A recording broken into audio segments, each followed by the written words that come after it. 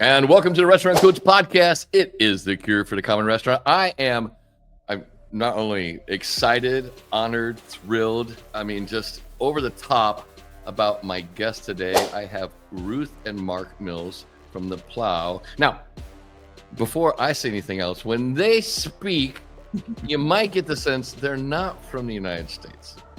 And just to let you know, the Restaurant Coach brand, we coach, all around the world. So I want to say, number one, welcome Ruth and Mark to the podcast. Tell us a little bit about your restaurant. Thank you, Donald. We have been here. I'm in my 16th year. It's a beautiful old bluestone building, 164 years old this year. So we had our birthday last month. In July. Yeah, in July. So that was good. Ruth and I are looking pretty good for that. But Well, I am. You guys look good for 100 years old. yeah, 164. It's time, mate. Yeah. And we're a full service restaurant. We really focus on the farm to plate. We use a lot of local ingredients, and we're very big. We have our own dry age rooms. We do dry aged meats. We do our own salamis, that sort of stuff. So we're very passionate about hospitality, the food, the service, the whole thing. So it's really good. Yeah.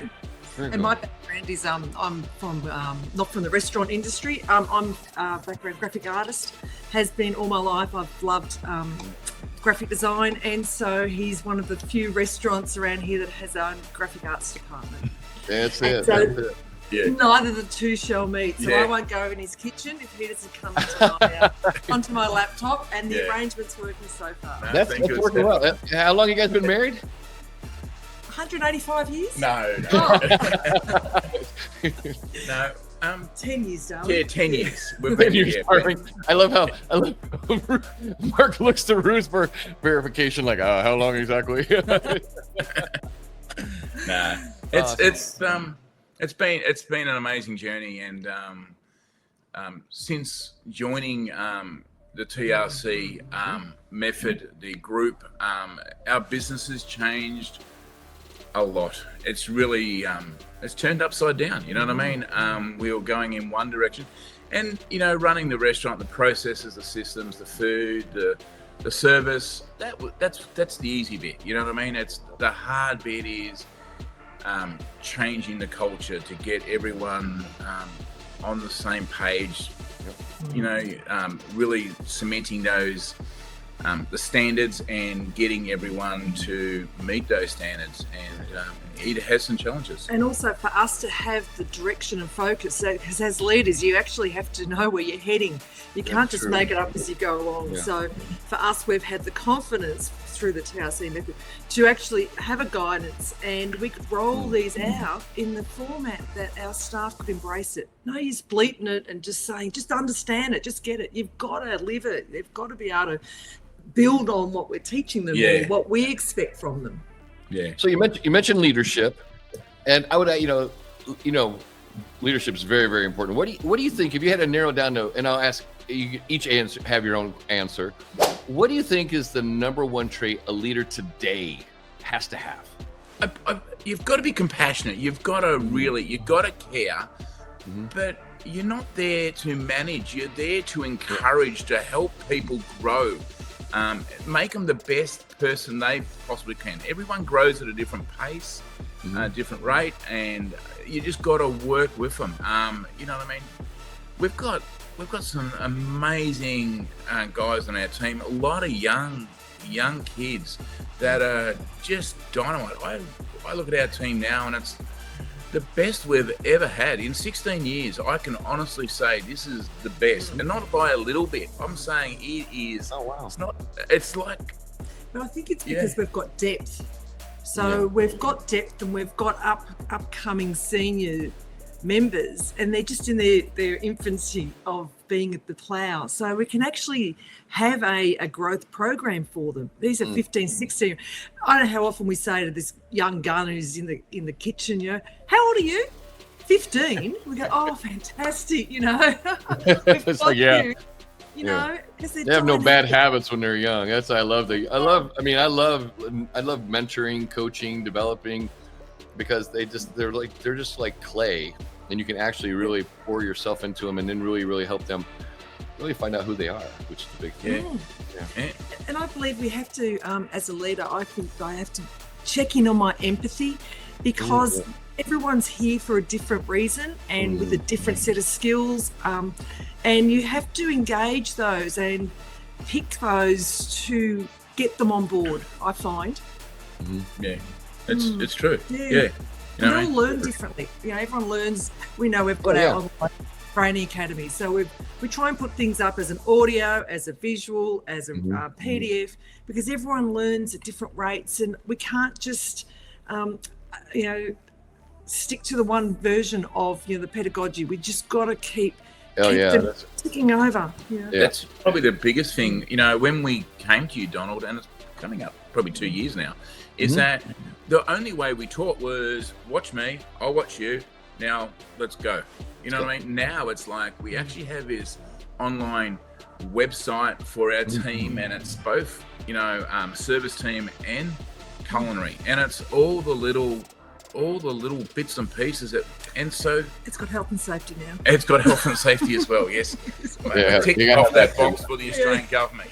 For the government, we got to make sure we're talking about that for the Australian government. Oh, we were talking about health and safety too. Yes. But it's just so then, and it's probably the way I learned too, is that which is the biggest thing I've taken out, is that we sit down and we do a call for an hour and a half, a couple times a week, which is the teaching and the coaching that you do, and then it's uploaded to your system, which means I can go back at my pace and listen to it 2, 3, 4, 5 times, sometimes up to 10, because every time I listen to it, I get a little nugget, and then I teach that to the team. And so everyone learns differently.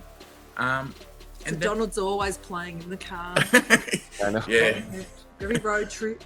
There's Donald. Yeah, and it's I have a lot of married couples in the tier 2 method, and like they always like joking, like they'll walk into a room and they'll hear like the audio, the video, like with me talking, like, "Are you cheating with me with Donald?" It's like, I'm just listening to a video.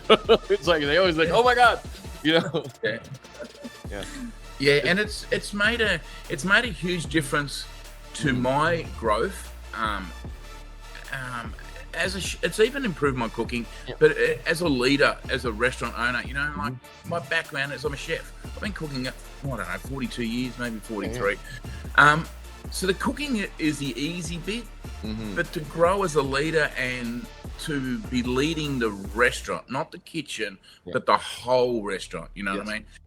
It was a challenge for me to be able to do a pre-shift with the front of house. The service team. It was like it's always tough when you have to, when you basically start elevating your leadership role in the restaurant. It is always a challenge, because you automatically default back to our comfort zone, which is our old way of doing stuff. And then through that 3P process, and it is really a framework, and it is. You just got to follow it, and it works. And we are now teaching our young leaders the same process. You know what I mean? So I get them now doing the pre-shift, working through the 3P process. You know what I mean? So it's good. We've just started that big thing. Yeah, and I'm a big believer in self-care. Now, a lot of people, when I say self-care, a lot of people think self-care is like working out, stuff like that.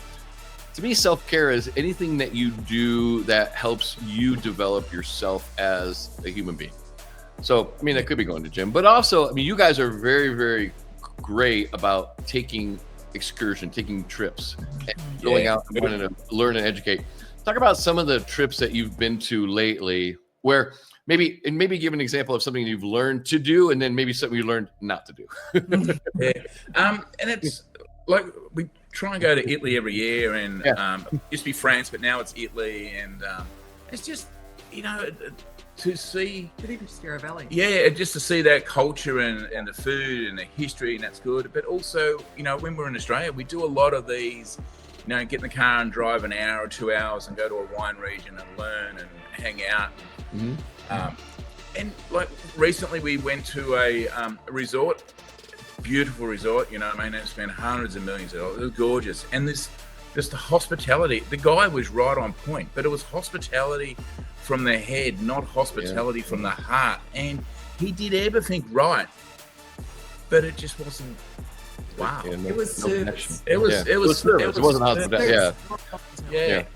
And it was just service. He had all the scripts down. He had everything spot on, but he just went through the motions. And he had us looking out the window at the vines, and it was dark. There was no lights.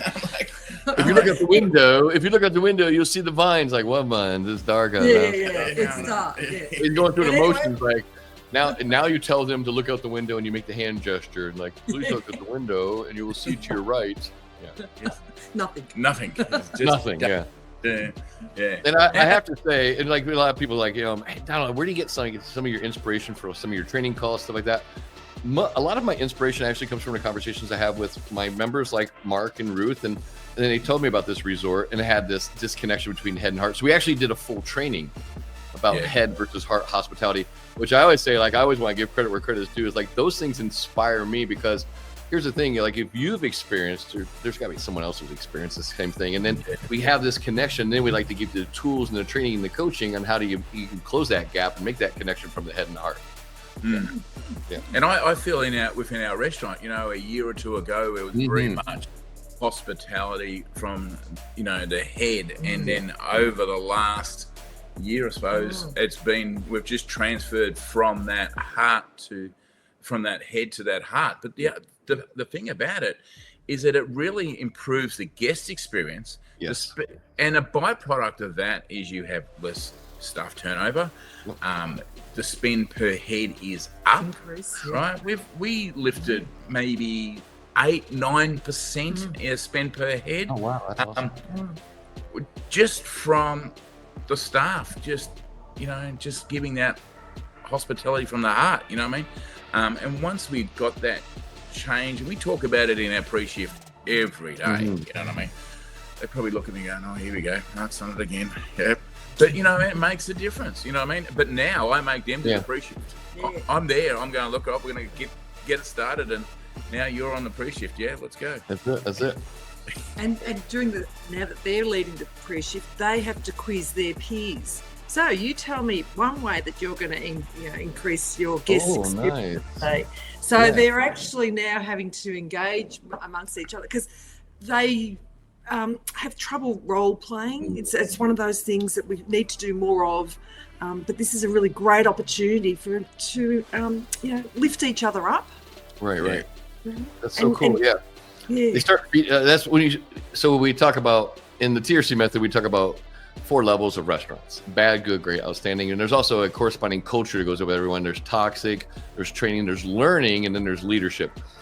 And then I've seen through coaching with Mark and Ruth that they've transcended from that training culture to now definitely the learning culture. Now it's been infectious in the sense that everyone wants to learn, grow, and develop. And when you do the exercise like that, it just feeds this kind of, we can do this. It's just feeding this kind of just this mindset that we want to grow. We all want to be better, which is awesome because everyone elevates.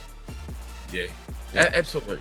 And I think that because we have very clear focus and we share that with our team, they reap the rewards. They see what they've achieved. And so at the end of the shift, they haven't just served the food and guests have gone. They've actually reached their goals. So anyone who reaches a goal, it's pretty rewarding. Yeah.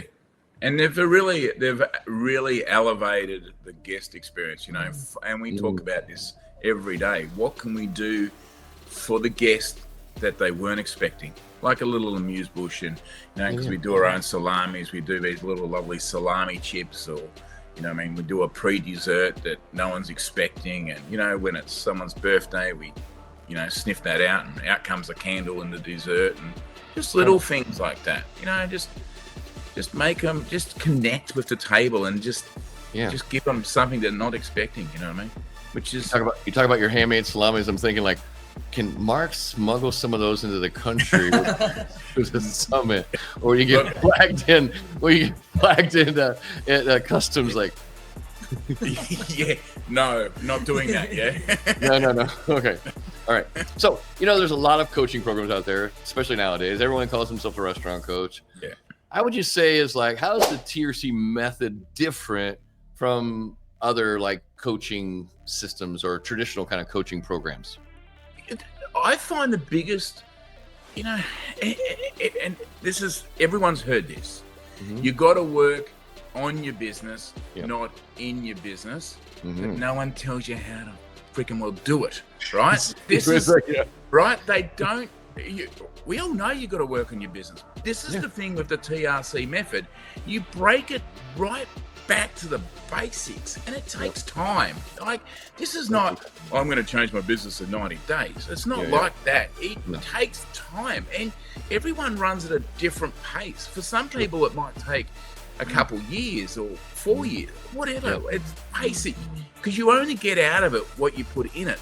And so, like, I'm very passionate. I'm a high achiever. No, Mark passionate? No. But You're kidding me.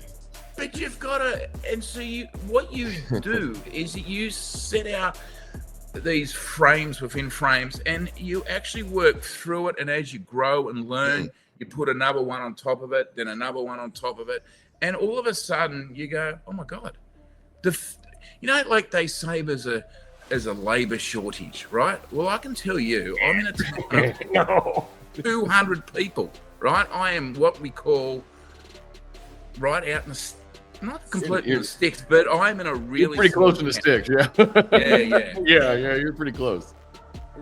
And we have some bigger towns around us, and we capture those for the guests, and some cities that like within half an hour drive. So that's where our market is. We love this lifestyle. We do not have a labor problem here for our business. We used to, but within the last, and probably in the last 9 months, we've had a waiting list of people that want to come and work for us. So we are just constantly stacking the bench. So our business is just full of A players and B players. C players, I'm sorry. Go down, wreck someone else's business. We call it legal sabotage. Ruin someone else's restaurant, not doing right. This is definitely what we want. We've put like we do is pop quiz that Ruth creates every, say, 2 weeks. Oh, cool. And it's a little 3-minute, it takes about 3-4 minutes. It might be a little video or a little, and like the one that just went up this week was about because it was on a counterfeit money running around in Australia at the moment, right? Is it really? Oh, wow. Yeah. It's just So I try and make it engaging for the 15-year-olds, the adults, everyone. And so this week was just about going to a Reserve Government website, Reserve Bank, and it showed how to identify counterfeit money. Well, everyone can learn from this. It's a really interactive, it's really cool, 3 minutes. Cool. The last one was about truffle. We went out on a truffle farm last year and took a bit of a video, and actually showed you how the dog finds the truffle, and they dig it up, and then so it just took 3 minutes. And then the question was, after they name 3 items on our menu that has truffle. Oh, that's cool. So all of a sudden they're all learning just 3 minutes. That's where you get that learning culture. And then when we sit down and we do those 90-day check-ins, those appraisals, Ruth pulls up the spreadsheet and how many times you've basically engaged in the pop quiz. And it's like, because it's not hard, so you either don't know or you don't care. Yeah, exactly. And so if you don't care, you need to start caring, or you need to go sabotage someone else's restaurant where they don't care. Yeah, exactly. 100% response rate is expected. Yeah, anything under 100% is a fail. Yeah, that's the way it should be. Yeah. Definitely. It's not a hard question. It's not like I'm asking you to learn how to do brain surgery or take someone's eye apart or something like that. I'm just saying it is. Watch a 3-minute video about how the dogs find the truffles in the farm. Yeah. I want to sidestep here, and this is something I don't think I prepped you on, but I want to sidestep because I think it's a fascinating topic. So, in the United States, labor, especially hourly labor, is always something everyone complains about. Oh my God, Donald, you wouldn't understand. I pay $16 an hour. Let's talk about labor in Australia. Yeah. So a server. Yep.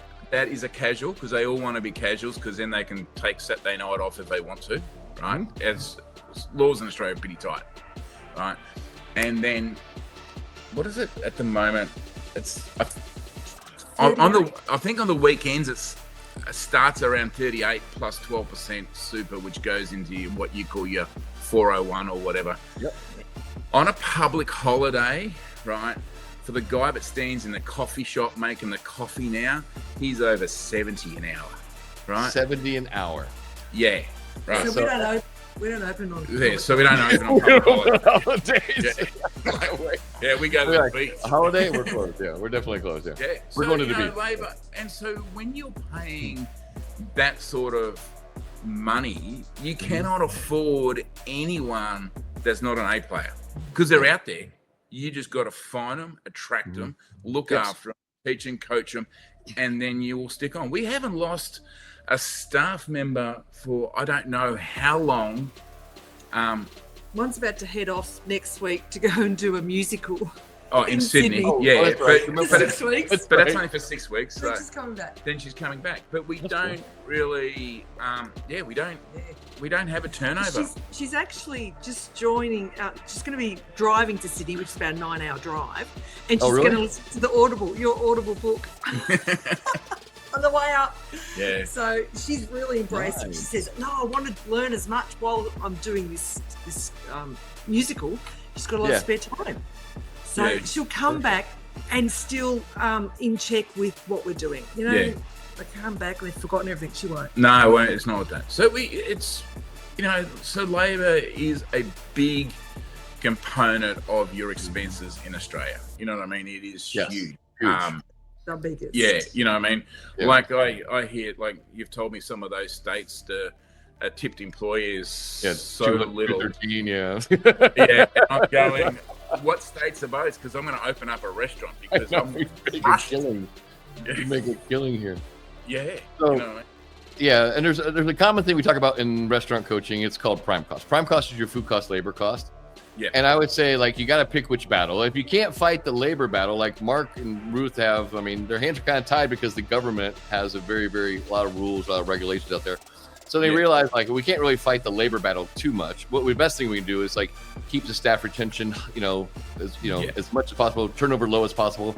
So we don't have to keep retraining people and spending money on training hours. But then the food cost is another area that I will tell you right now. I've been in this game 45 years. I've been coaching 17 years.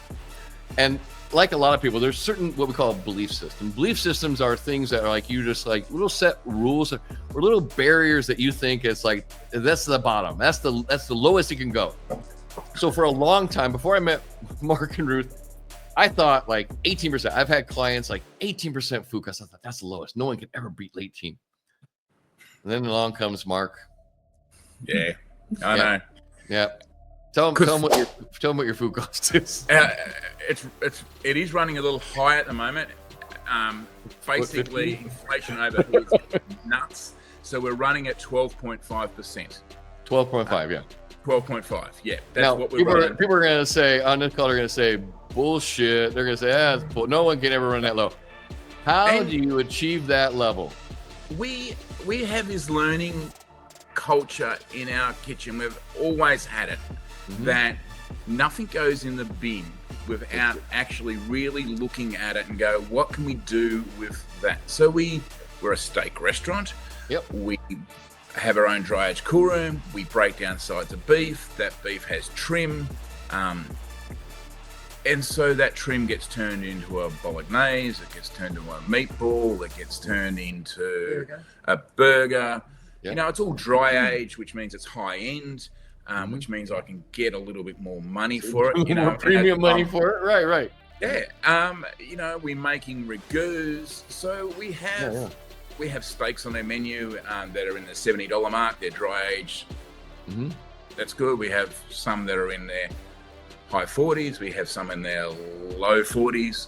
Yep. And then we have a cottage pie, which is a beef ragout, $26 in a steel ramekin, mashed potato. So we cater for, both ends. A lot, as Ruth says, the husband comes in and he orders the big steak and he he's in it, and the wife says, "I'm having a cottage pie because I look after the family budget." Yeah, That's it. All day. And it's like, it's good. So then, that's how we. That's what we do, and we make all our own salami. So we actually make beef salamis, not pork salamis, right? Because we have all the trim, and then that gets turned into a tasting board, which is one of our signature sort of dishes with 4 or 5 house-made salamis, a couple different types of terrine, and we really work through that, do a lot of slow cooking, so there's no wastage. So our wastage is like a nothing. Like we would probably put, for every 20,000 that goes through the till, we might put $20 or $30 in the bin. Like we are really focused on that. Yeah. And then what you've taught us, Donald, is that, and I've always had low food cost, but you actually helped me before inflation kicked in. We were running at 10.8. Right? Yeah, you were super low for a while. Yeah. But what you did to get us there was that you actually taught us how to menu engineer the menu, right?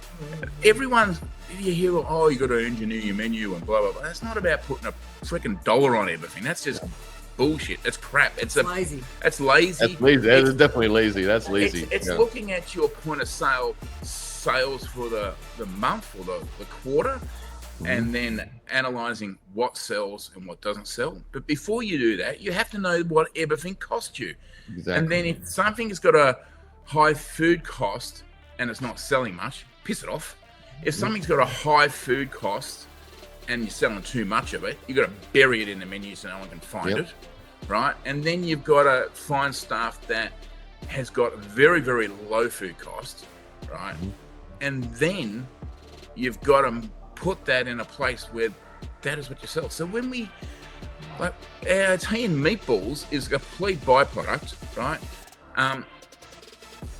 We have marketed the shit out of that, so it actually has become one of our biggest sellers. So the stuff that makes us money, we push it on the socials. We really just market it.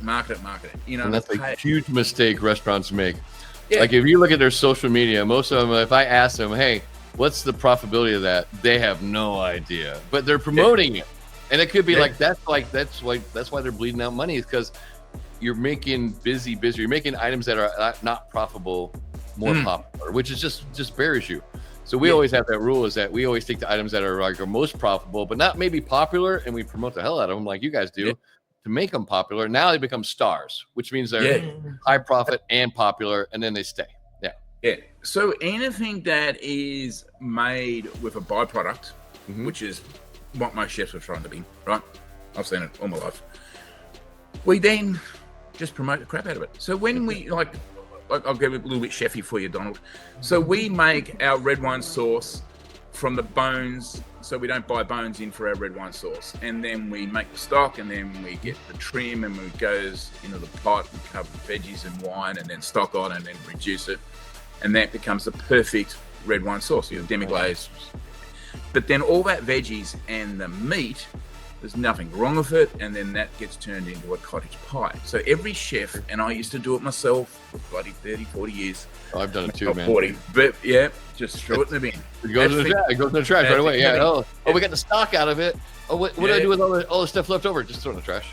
Yeah, and so we actually have now come up with a lot of recipes with that meat, and we've created pies and ragouts, and then we just market it, and then see, so we can pay our staff. So we pay our staff correctly. Yeah, you know what I mean? They're making like $50 an hour. So another thing that you do, and I want to give you credit on too, is that you're really, really good about vendor relationships, especially with your winemakers. Yeah.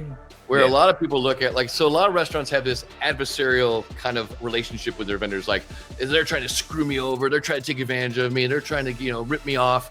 Where you take this more approach like, hey, man, how can we partner together to get the best for everybody? Yeah. And we have one particular winemaker, Sam. He's an amazing guy, great winemaker. Makes really good wines, and we buy wine off him by the pallet. That's 720 bottles at a time. You know what I mean? And so we move the wine, we get it at the right price.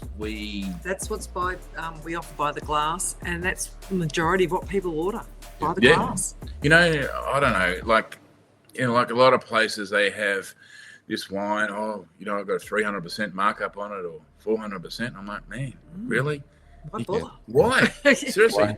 Like, we're like, man, we're going like, way up, It's because we buy it the right way. It's the right wine. We structure it. Like, we sell so much wine by the glass, and it's 8, 9,000, 1,100, percent, like margin. You know what I mean? Like, it's just times right.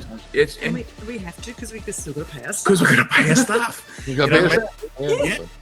You know what I mean? Like, it's not $10 an hour. You know what I mean? Or you really, I always I love use you guys as an example, because the people 16, I have to pay $16 an hour, or minimum wage is going up to $20 an hour. I go, you should talk to Mark. Talk to Mark and Ruth and see what they pay, and then you won't feel so bad. You'll be like, that $21 an hour is now a bargain. Yeah, you're thinking. Yeah, because in Australia, like in America, each state runs their own labour laws, right? Yep. In Australia is one labour law, right? So we all pay from the same pot, as in we all have to pay the same amount of money for people to work in the restaurant industry, right? And that's cool. But every year it goes up. Yeah. Like it's like, up it goes. This will go down. You never notice that? It never goes down. Like the prices never go down. Things never go down. And because the government's got no money, so they make us put money into the 401. It's compulsory. Right. So they used to have a couple of years ago where once they earned $400 a month, then you would start paying. Now it's from the first dollar. You know what I mean? So our wages went up 10% overnight. Yeah, like just bang. Get in the van one. Yeah. Oh, well, okay. We've got to figure it out. We've got to work on our menu and get the food cost down, because you can't fight labour. And that's why you've got to have your labour team just on check. You can't afford to carry anyone, and also another thing, like in Australia, which is different than the United States. So in the United States, most states are what we call at-will employment. At-will employment, like, you could work for me, Mark. Tomorrow I could just have a bad day, and I say, Mark, you're fired, get out. And then that's it.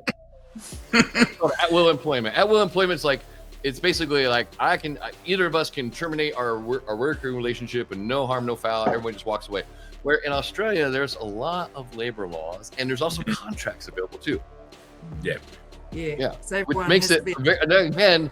That's why earlier in the show we said we marked off. Oh, this is for HR, because there's a lot of stuff in Australia. We don't want anybody in trouble, so we want to make sure we check that box that we are safety and fair work, HR compliant. We are definitely doing everything we need to do. Yeah. So you guys travel a lot. What would you say is the best meal you've ever had? Oh. That's gonna be a hard one, and you might. Believe it or not, we talked about this, and we both agree. Oh, okay. 2 years ago, I think, we went. So in Australia, we have an organisation called Share Tables. In Victoria, right? And it's a bunch of 120 chefs and restaurateurs that get together once a month, and we go to a different restaurant and that. But we also do these educational tours. And this year was Brisbane, the year before Perth, and then Western Australia, and then the year before that was Singapore, right? So it was about 2.5 years ago. I remember when you went to Singapore. I remember that was a great trip. Yeah. Basically, we did. We're there for the trip was about 5 or 6 nights, and then we did 7 Michelin stars. We went to 2 private clubs, and then one of the lunches we went to. Rough life, Mark. That's a rough life, man. Yeah, it's tough. It's work. It's work, Donald. It's work. It was work. Definitely was work. Yeah.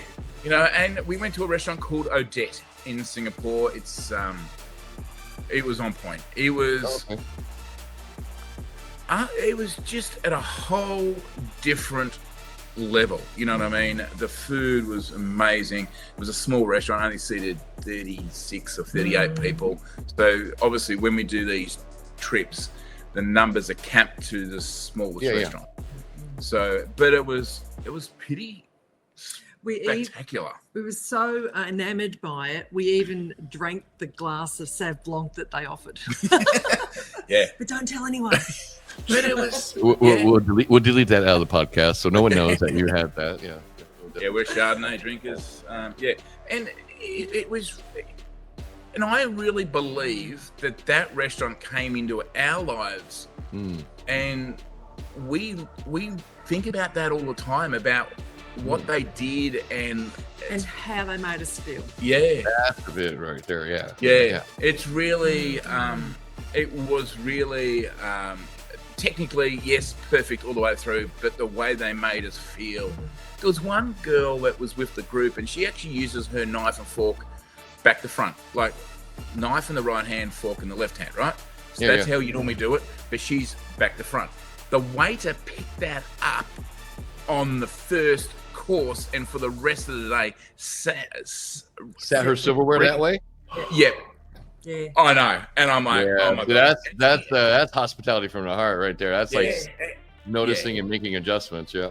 Yeah, and she said, of all my years of dining out, never has that ever happened. And like I don't think I've ever seen that happen. I've never seen that happen in my life. I need to go now because I've never experienced that in my level. It's like I've seen some really cool stuff and traveling the world and eating at really nice restaurants, but I've never had a waiter pick up that I might do stuff different, and they set the next course up depending on mine. Yeah, that's amazing. That's really amazing. And it was, I mean, the food was outstanding. It was always going to be, but just the whole experience. You know, you couldn't even get a table in this restaurant. You know, it's booked out, for example. Yeah. It costs, what's the price of? I don't know. Look, let's call it $1,000 a person. You know what I mean? It's just that sort of money, and that's if I don't know, and that's if you just drink a mineral water before you start. Yeah. And those tasting menus, the tasting menus usually not too bad. It's the beverage bill that comes with the tasting menu. They usually get you. They're like, it's like, I go to you go to places like New York, Napa Valley and stuff like that, and tasting menus $500. You think that's not too bad, but then you get the bill for the beverage pairing for everything. And you're like, okay. It catches up on you really quickly. It does really fast too, especially But that was an amazing trip. But we seem to, I don't know, luck into this stuff all the time. You know what I mean? Like we're just open to experiences, and it just comes to us. Yeah. You know what I mean? But it's really good for us I like getting out there and being reminded what our guests, why they come to us. Yes. We enjoy the fact that someone opens the door for us or says hello or recognises us. Or, would you like to sit by the fire? Just all these sort of things that people share with us that we reminded, because it's very easy to get stale and just, it's a job. This isn't a job. This isn't a job. I know. We both agree that. Yeah, you work far too hard for it just to be a job. Yeah. You know what I mean? It's a life. It's a lifestyle. It is. It definitely is a lifestyle. It's just definitely what you want to cultivate, and that goes to that kind of the culture. So, thinking about culture, and we know culture is very, very critical. What would you say if I had to pick one thing, one key to culture? What would you say it is? I think it's leadership. And I really believe it starts with leadership. It does. Having a clear set of standards that I really believe it's that onboarding. When people on board, you're either on board right or you're on board wrong. And if you on board right, because the first week and a half, 2 weeks is, if you get it right, then you got them. Yep. But if you don't get it right, they're not gonna. It's a battle. It's a battle forever, and definitely. And so we're getting better all the time because we're always improving. But now, like, our onboarding has just got better, and so for the service team, I need you to. This is your login for the Plough Academy. You need to do this, and this at the end of the first week. We'll have a talk about these modules you've done. Week 2, you're going to move into this. Week 3, you're going to move into this. And it's like they do it all they don't. And if they don't, it shows. And there's, and I said to them, and I said, I can tell straight away what you've done and what you haven't done. I can tell you straight away. What the people that thrive in our business are the ones that want to learn and grow.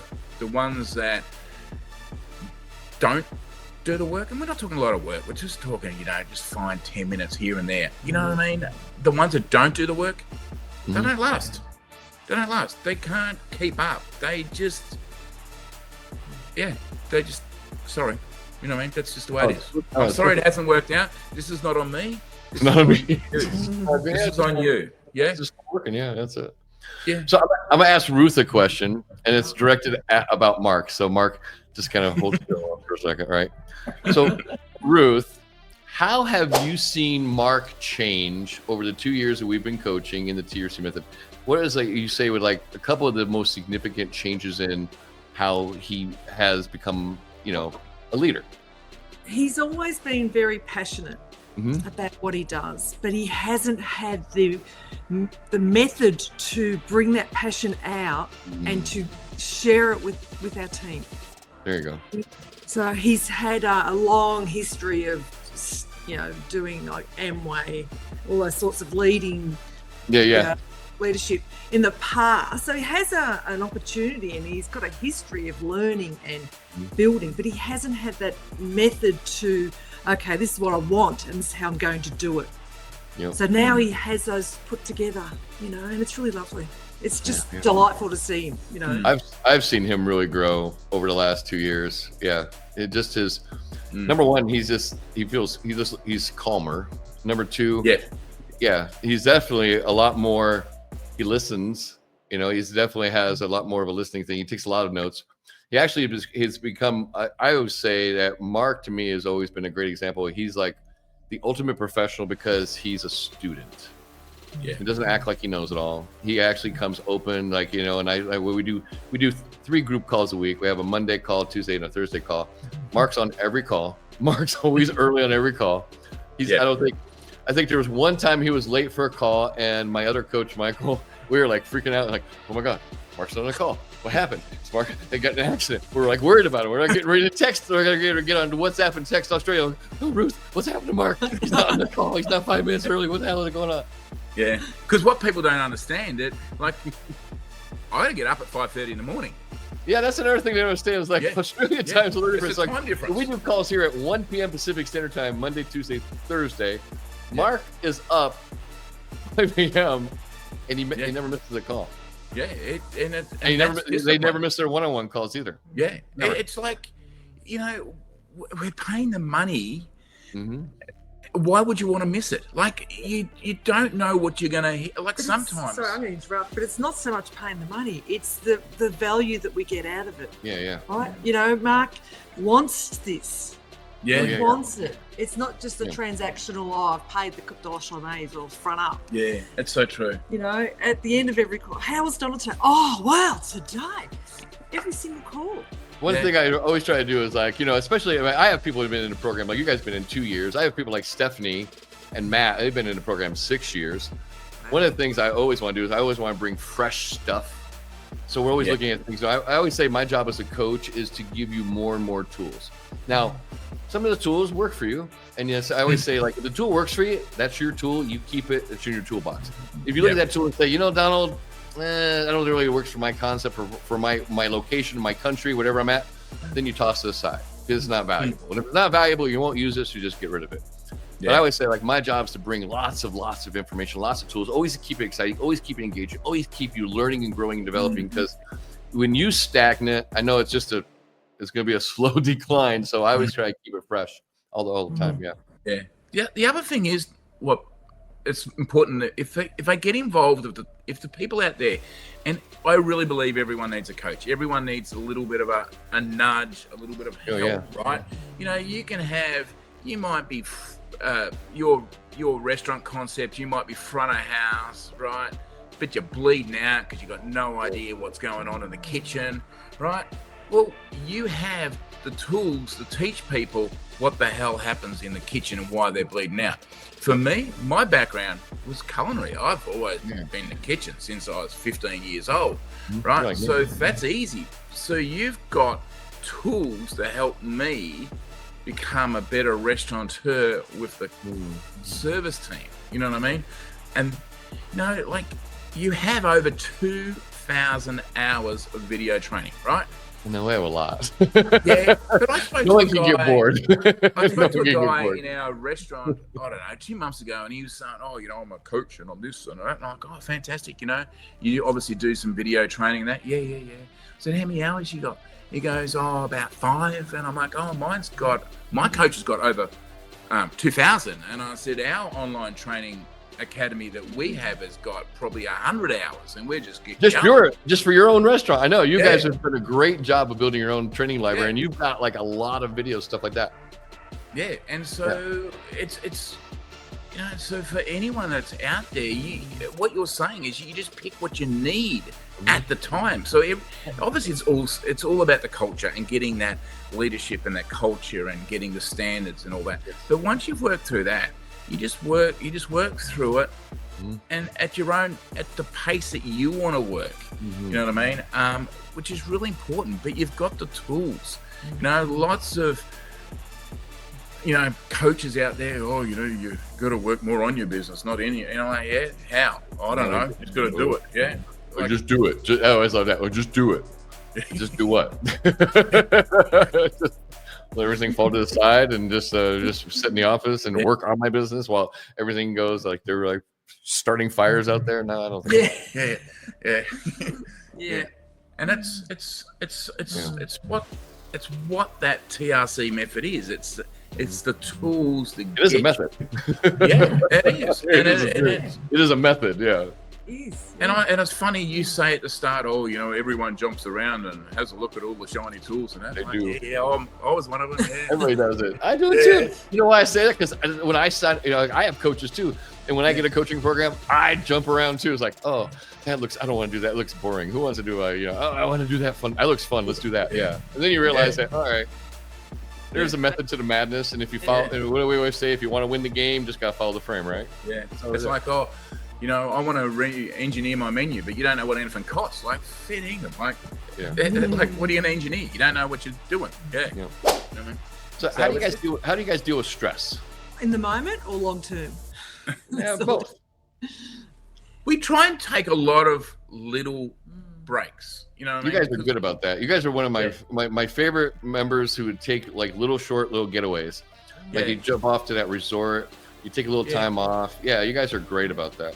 Yeah, because we live at the back of the restaurant, so there's a home at the back of our restaurant. It's a big property. You know what I mean? And so we have to get away, and we try and do a Europe thing once a year, and probably once a month we probably get away for 2 days, sort of thing, 2 or 3 days. Sometimes it's every second week we get away. For just like 2 days away is like 2 weeks break. You know what I mean? Like you just, Well, last week we went into the city of Melbourne, which is a beautiful city, even in winter. And we were just walking along the main river that goes through town, and the sun was warm, on your back, and you go, this is because it's not Murniong. It's just we're out, and we're very familiar with the town. I went to a couple of fabulous restaurants, and you come back and you feel like you've been away for a week. Yeah, a little recharge is always nice. Yep. Yeah. So we we keep that really regular. We went. I would say that's kind of your self-care routine. Is that you guys take time away to spend with each other and just like enjoy each other's company and enjoy like other cies and food and. So and each other. Yeah, each other. So on Sunday night, one of our daughters, apprentice chef, she's working in town at a really good restaurant, and so we went, and so she was with us. She had the night off, which surprised me because anyway, lucky her. Lucky her. How'd you get a night off? Yeah, how'd you get a night off? So, 2 of our daughters and us, we just went for dinner, and it was just really nice. And, the food was right on point, and the service was spot on, you know what I mean? And we're really proud that she's actually there learning. She's young, she's 19, and the team are really helping her and coaching her, and, they see I look at it from what we're learning with you, Donald, and I can see that there is a leadership program there for her. You know what I mean? Yeah, Which is good. Because, one day she said, I wanted to come back one day. And I'm like, yeah, but not yet. You're 19. Yeah, and that's one thing a lot of people don't understand too, is like, they think like, when they hear about the restaurant coaching program and my TRC method or our foundations program, they think it's all just about restaurants and restaurant owners. But we actually have a lot of material that are designed to help you train your leadership team. Because, case in point, like kitchen staff. Mark knows how to train kitchen staff easy. But one of the things I got years ago was people asking me, well, hey, man, I know how to train my cooks. I know how to train servers, bartenders, hostess. I know but how do I make these people who are actually leaders? How do I step them up into a leadership role? How do I help develop those soft skills that we talk about, that 60-40 protocol? Yeah. And so we actually developed we call it the Restaurant Leadership Roadmap. It's 9 courses that your whole leadership team can have access to. And the beautiful thing is that we can track their progress. So like on one-on-one calls with Ruth and Mark, there was like, hey, pull up so-and-so and let's see how they're doing. And then I'll be like, well, they last logged in like July 20th and they haven't watched any modules. Like, that's all I need to know. Yeah. Well, we put these things in place, but we want them to be accountable, because then they have respect for what we're trying to do. And if you can't measure it, you can't measure it, can't manage it, can't improve it. Yeah. And the same thing. I hold you guys, I hold my members accountable. Yeah. And one of the things I always preach in my coaching programs is how I coach you is how you coach your team. Yeah, and that's what we're really learning now, is that how you do coach us, Donald, is how we do coach our team. And sometimes I say, now, this is a question from Donald this week at the pre-shift, and they're like, wristbands and everything. I remember like you guys asked for so we have these wristbands. As TRC says, raise your standards. It's kind of our slogan at the TRC kind of brand. And Mark and Ruth were like, hey, can you send us some wristbands? So we want to hand them out to our team. And you actually made like a celebration about it, right?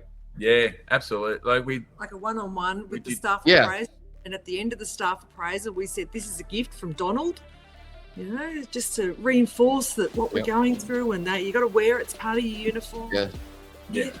And so call them out. Where's your wristband? One girl, she was panicking. She's lost it. Oh my God, I can't find it. Well, you can borrow one for today, but I need it back. I need it back. Yes. It's funny. I like at the gym, I'll hand them out to my friends at the gym.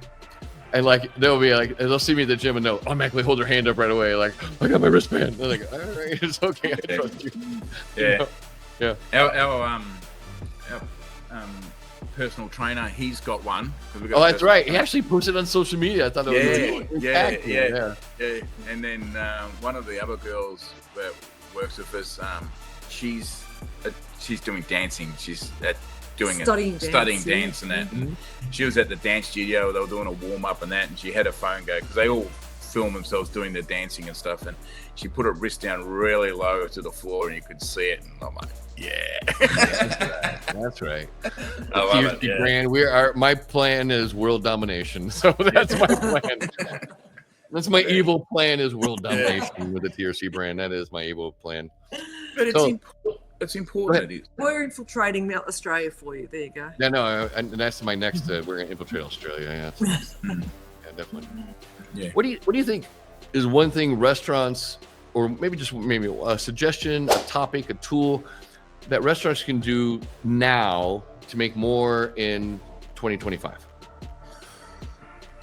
The quickest fix, right, for restaurants is understanding your food cost, understanding what each dish costs you. Yes. And then understanding what you're selling every week, and then look at it and go, you know what, we are losing money on this dish.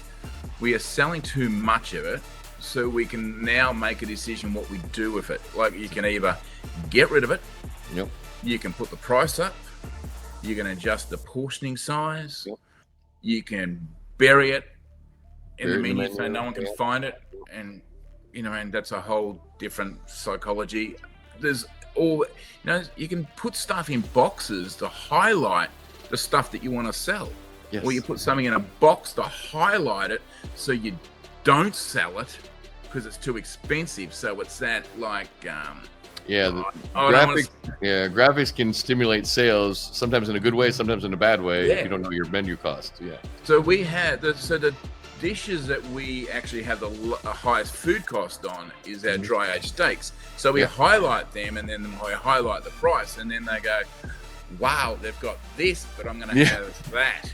And I'm like, fantastic. We call that priming and anchoring. That's a psychological tool. And sometimes we have high priced items. We can actually put them on the menu at a certain spot, and then put an item that is our more profitable item right underneath it to drive that sales. Because like I said, priming or anchoring is, I see a steak for like $80, but then underneath it, I see a steak for $45. I'm like, I want a steak, but that $80 steak, that $45 steak actually sounds like a good deal right now.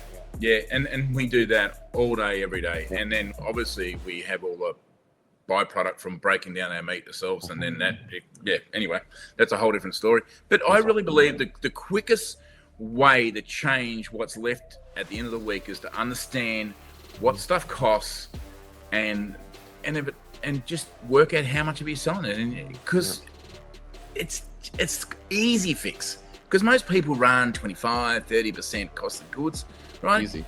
If you can shave 5 points off and you're doing $1 million, it's $50,000. That's a lot, And I'm always shocked how many people don't know their food costs. Like, I'll go on big stages and I'll have like 1,000 people in the audience, and I'll raise my hand and say, raise your hand if you know the exact cost of everything on your menu. 1,000 people in the audience. 10 hands go up. I'm like, man, that sucks. That's really sucks. And like and so I know there's all these software and food costings and bits and pieces. There's all kinds of tools out there, right? I'm old school.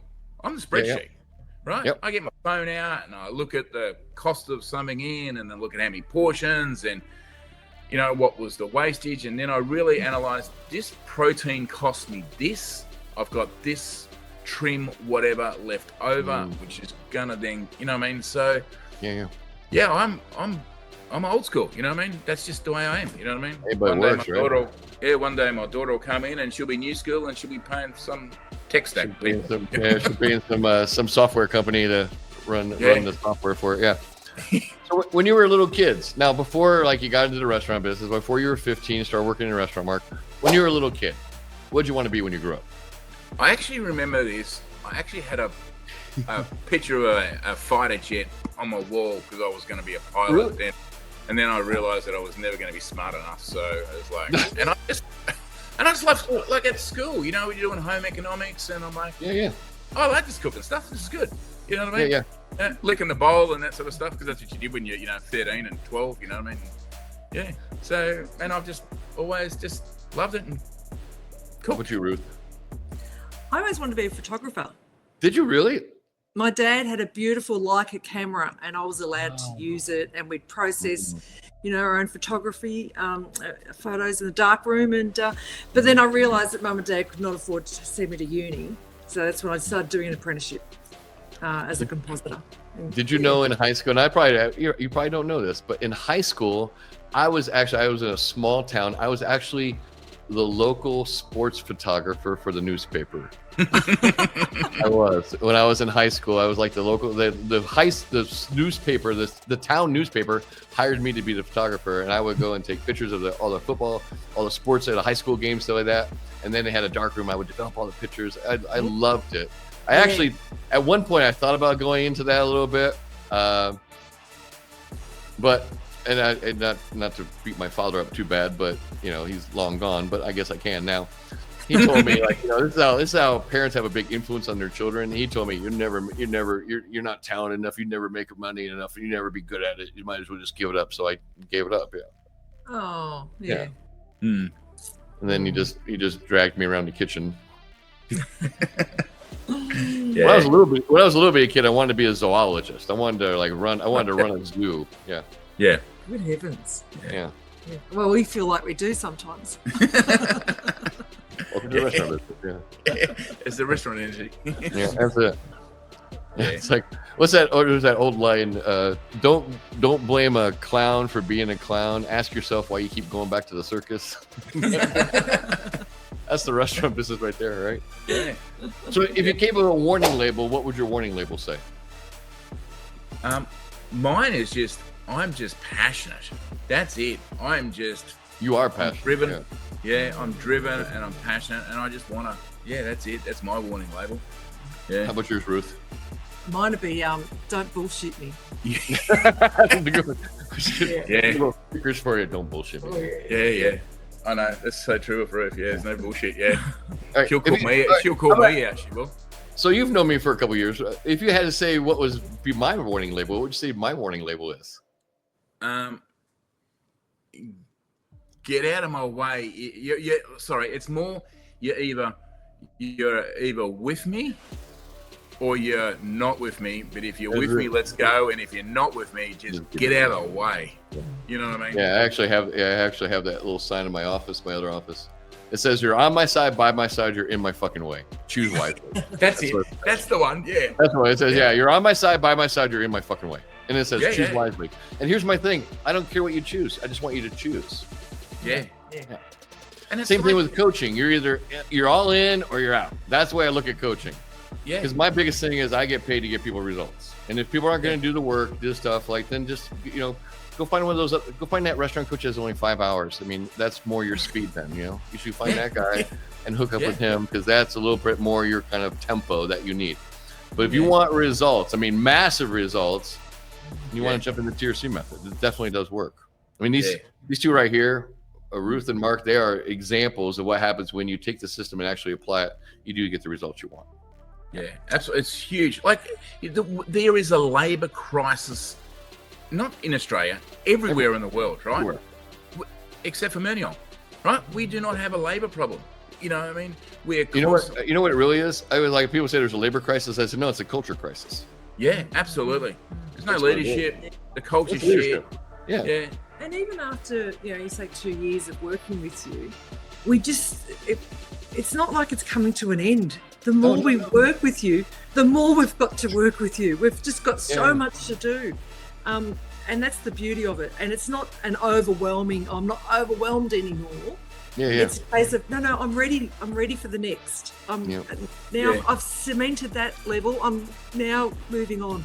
And that's what this is. It's the depth of it is so vast and just rewarding on the way through. Because when you listen to your modules, Donald, you only hear what you're ready for. That's why I listen to them over again and over again. Yeah, that's true. That's so true. That's why we have a diverse library, is that you might listen to something right now like, that doesn't really apply to me. And it might not apply to you right now. But 6 months down the road, you might be going, what was that thing? I get that all the time for people that they'll text message me and I remember a couple months ago you talked about this. I think you talked about this thing. I think I need to watch that. Well, okay, it's there. Here's where it's at. Yeah, and they go find it. And they're like, oh, yeah. Because you're only going to listen to and absorb what you're ready for. So with your group, Donald, there's everyone from every different type of industry, like fast casual to pizza to restaurant, catering places. It's everything, right? And everyone's at a different level. Everyone needs something different from you, and and they're ready, and they'll get it when they're ready. And if you do the work, you're going to be ready quicker for the next thing. If you don't do the work, you're kidding yourself, but you won't. You won't see it. You won't see it. You won't see it. No. Yeah. You know what I mean? Like sometimes I listen and go, oh my God, the light bulb just went off and go, oh my God, this is incredible. You know what I mean? Roof. Listen to this. Sometimes after a call, I go, oh my God, Roof. Because I do the calls in the morning. Because I'm, I'm there, right? You are there. You're always there. Yeah, Roof goes, how was it? I'm going, oh my God, I can't fucking believe it. It's everything. It's like he was just talking to me. It's like it was there. We talked about this struggle we had last week. Yeah. I just got an hour and a half masterclass on how to fix this bloody struggle. You know what I mean? And I'm like, oh, good. Anyway, we listened to it together and we just worked through it, and then we just implement the tools to just iron it out. You know what I mean? And it's good. And it just, I see it within our business. It's really, it's. Thank you, Donald. You've really changed. I want to thank you. You guys have been an inspiration to me because when I see here's my thing. I get inspired to just really go, more deeper, more passionate. When I see members like you actually applying, getting the results and stuff like that, it inspires me just to become a better coach. So I want to thank you for inspiring me to be a better coach. But it just means we work well. When you work with well, you've probably seen, like, you've known me for a couple of years now. You've probably seen my coaching has evolved and developed. We have. Yeah. No, it's really, and as the group grows, you're growing as well. I know you have your own coaches, and it's like, I know when because we've been like, we're 4 days a week. We do 3 calls and we do a one-on-one call, right? Yep. I know when you've gone off and learned something, because you're bringing that back. Oh yeah, come back on. How good's this? How do we get with coaches? Here we go. Yeah. But it's good. You know what I mean? Yeah. It's really good. You know what I mean? I love this process. I mean, I am so blessed to be able to help restaurant owners, because again, it all goes back to that very first restaurant I had. That one businessman sat me down and just had that heart-to-heart, that hard talk about, I'm worried about you not being open in 6 months. And then just saying, hey, listen, I'm willing to show you the roadmap if you're willing to do the work. And I said at that time, yes. I mean, I was desperate. I was like, yes. And I always tell people, it didn't just change my restaurant, it changed my life. Yeah. It gave me my life back, because at that time my restaurant I was handcuffed to my restaurant, and I just couldn't, I didn't see any way to escape it, just working harder and harder. Yeah. And I actually feel that's what, yes, you've changed our restaurant, but I believe you've changed our life, because everything's so crystal clear now. Oh, thank you. Our focus, our direction, everything. We work hard anyway, so we may as well work hard with a purpose. That's it. And then have a little fun, and just enjoy it. And then you're like me now. It's like I get excited when I see my members like you, like, rising up and becoming better. And now you see it when you see your team elevating, and becoming better. It's like, it gives you that little, oh my God, they get it. It's like, oh my God, they're actually getting it. They're absorbing it. Yeah. And like, because of what you've taught us, and with, like, Ruth does builds the website and for the training and that. And like I just say, when we on board, you're going to do this, and this. These are your first 6 modules. Yep. And it's more hospitality from the head, not the heart. So it's the how to, what. Yeah, they have to understand the standards. Yeah, that sort of stuff, which it brings in the standards. And then from there, we slowly work through hospitality from the heart. You know what I mean? So it's more, this is the way we do it. Yeah. Now, this is the heart. And we just focus more on the heart, not the head. You know what I mean? Once they know what to do, it's all heart. You know what I mean? That's good. So if you had to recommend one book, one audiobook, and yes, the audiobook's coming, Mark, or one podcast, what would you recommend? I love all your books. Like, I started listening. What's your favorite one? I think the one we're doing now is the 3 ingredients. Ingredients. That's so far my favorite book. If I had to pick my favorite book out of the Restaurant Sucks trilogy, I would say it's Your Restaurant Culture Sucks. I think that's like of the trio, that's my favorite book out of the trio. Yeah. Because like an introduction. 2 was a little more tactical. 3 was a little more heart into it. Yeah. Because this 3 ingredients, it really lays out the different frameworks, but you can read it, or maybe tomorrow it'll be up. Like, I look on the Audible account every day to see if it's. I know. I'm waiting for it. It's a company called ACX.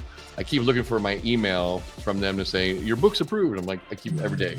Yeah. And I look for their name, like ACX. Anything from ACX? No. But you can listen to a podcast, you can read a book, you can listen to an audio book, and it's just information. If you actually do the work, you've got to do the work. You can't just listen to it. You've got to, because it changes everything. Yeah, you know what I mean. So like, the ingredients is a big book too. I mean, it's 525 pages. It's a big book. So And here's the thing, like, and Mark was talking about, like, you can read the book and you'll get some great information out of it. Now, if you want to take this book and apply the information, that's why we actually have 2 new programs that we've introduced. It's called One's Builder, which takes the total framework that's in this book, and we teach you the step-by-step tactical elements of the total framework, which I tell you right now, I mean, I couldn't even come close to explaining all the total framework in a book, because it would have been 2,000 pages. Because I mean, think about how long the calls are on Monday. They're like usually an hour and a half. Yeah. They're long. They're long tough. calls. The Monday calls is the tactical one, and then the Tuesday call, we started implementing the first part of the book. It's called Reboot, and that's where we teach more of the psychology, the leadership, just deep dive into the TRC method and stuff like that. But I made those courses because I found like again, I've learned over the years. I write a book, people love the books. Oh, your book was great. I love the book. Got a lot of stuff out of it. And then I'll ask the one question: how did you apply it into your restaurant? And I get crickets. So I'm like, okay, all right. Because no one knows how to apply it. It's like that. You got to work on your business, not in it. Yeah, but how? Yeah, right? how? But that's what you teach. You teach the how. This is the step-by-step how right here. Yeah. We all know we've got to have a better culture. We all know we've got to onboard better. We all know what we have to do. Behavioral behavior questions. I know I need to do my food costs. I know I need to do menu engineering. I know I need to market more consistently and aggressively, and I need to use the 13 emotions of marketing. Yep. Yeah. How? You know what I mean? Yeah, and that's what your system teaches. The how. Right? We all know what we have to do, right? Yep. It's not what we have to do. That's obvious, you know what I mean? It's how do you do it? And that is, for me, you came into our life at the right time because we were ready for it. And you've taught us the how, you know what I mean? Cooking good food and keeping food costs low, and you had that down already. Yeah, that's easy. You know what I mean? It's the culture. I think about where we were. I think our culture was a shit show. You know what I mean? It was disgusting when I think about it. We were just limping through. Yeah, you know what I mean? We were of the opinion that it didn't matter. Yeah, a lot of people are. Because we're making money. As you say, all sins are hidden when there's too much money. Sales hides sins. Sales definitely hides sins. That's for sure. And then with COVID, there was no money. There was no restaurant. There was nothing. There was nothing. That fabulous opportunity to completely rebuild the restaurant, which is what we've done. And we've rebuilt it, and it's something. We've got something that we're really 2.0. we've got something we're really proud of. You know what I mean? And we're really proud of it. You guys do an amazing job. I love watching your social media. I love seeing the team interactive. I love seeing, like, when you do staff interviews or just like do staff spotlights, which is one of the things we encourage. The team's they're very, I mean, you tell they love their job. They love working there. They love being a part of something bigger than just having just a restaurant job. Oh, I'm a server. No, I mean, they feel like they have a mission, they're driven, and they're really, really passionate. And that's the thing. Remember what I always say, culture flows down. Your passion definitely has flowed out into the team, which is a beautiful thing. Yeah. And it comes back up through the guest experience, which then comes back up through the spend per head, which comes back with repeat guests. And it's just one, and it just sort of just keeps flowing around, you know what I mean? Like we give the love going down. We work for our team. Our team doesn't work for us. Most people have got that freaking flipped around the wrong way. Backwards, right? You know what I mean? It's so much we're there for the team. Social media. We're constantly saying to our team, what can we do to help you? What can we do to make it easier for you? What tools can we give you? What do you need help in? Yeah. What do you want to work on, learn? What? Not just the restaurant, in your life. What can we do? You know what I mean? And it matters. Yeah. So what's one quote you live by? Lately it's just raise your standards. And it's raise your standards on everything. Yeah, but it's like everything. Yeah. Just raise your standards. Just my quote is choices and consequences. Ooh, that's good. because that just guides everything. Yeah, that's always been Riff's quote. Yeah, my God. That's a new that's next year's wristband. Yeah, and I'll give you Riff's been credit. saying that for- Rhetoric, choices and consequences. Yeah. Yeah. Don't Awesome. worry. Well, I want to say thank you so much for taking the time to be on the podcast today. It is definitely, I mean, it's an honor to be your coach. It is a pleasure to be your coach. And it's also a really, I mean, I am blessed to be also your friend. So Yeah. I want to say thank you so much for being on the call today. Thank you for being here. If they need to get a hold of you guys, how can they find you guys on Instagram? The Plough Myrniong. Myrniong. And if you don't know how to spell it, Myrniong. Yeah. The Plough Myrniong. Yeah. Myrniong, yeah. It's a Very pleasure. well. All right. Thanks so much for being on the podcast. Thanks for being here. I appreciate you guys. Thank you. Bye. Ciao.